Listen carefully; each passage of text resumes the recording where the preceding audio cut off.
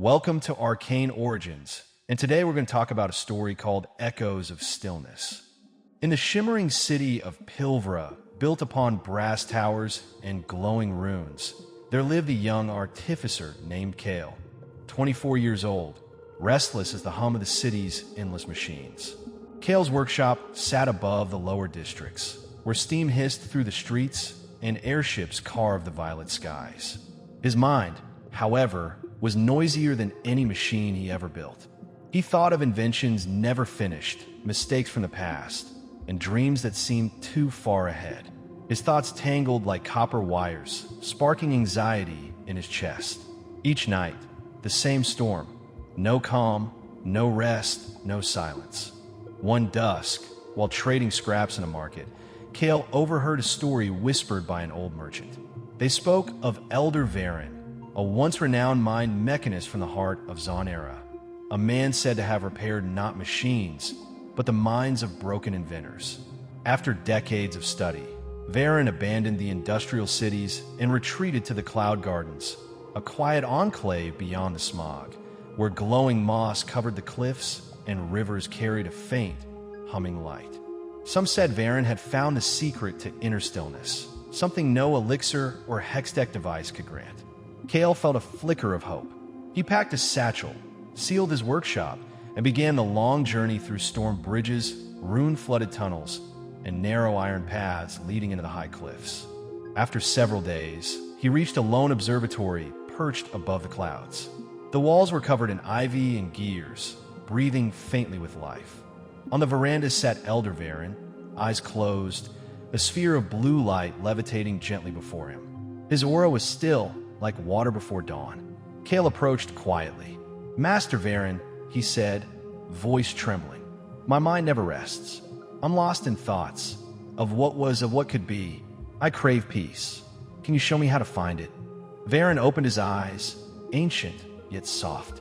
"So you seek peace?" he murmured. "Then follow me." He led Kale into a courtyard surrounded by glowing roots and quiet wind chimes made of crystal and steel. From a shelf, he lifted a vial of pure etherlight, its surface trembling with blue energy. He handed it to Kale and said, "Walk from here to the old wind tower at the edge of the garden and return. But do not spill a single drop of this light." Kale nodded, confused but determined. He began walking carefully, holding the glowing vial close. The air shimmered with illusions, whispers of his past failures, visions of futures he feared. The path twisted through singing pipes, fluttering light creatures, and the hum of distant engines. But Kale never looked up. His focus stayed fixed on the vial, watching each flicker of light inside it. When he returned, not a single spark had escaped. Varen smiled faintly. "Well done," he said. "Tell me, Kale, did you hear the wind howling through the turbines? Did you see the sky shards glowing around you?" Kale frowned. "No, I heard and saw nothing. I was only watching the light." Varen closed his eyes again. "And that," he said gently, "is the lesson. When your mind lives fully in this moment, not wandering to what was or what might be, it becomes quiet. You did not silence the world. You simply stopped chasing it." Kale felt warmth rising within, a silence deeper than any he had known. The storm inside him faded. He bowed deeply. "Master, I understand now.